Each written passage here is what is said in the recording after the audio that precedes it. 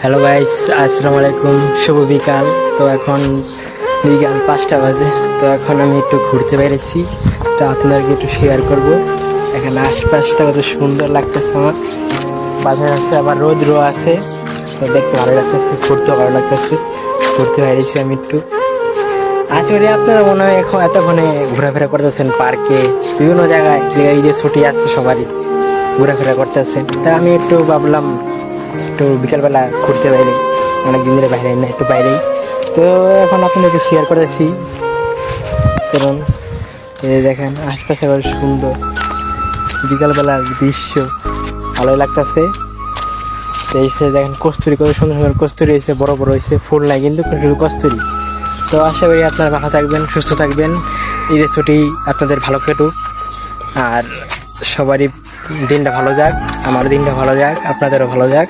তো আমার চ্যানেলটা সাবস্ক্রাইব করবেন।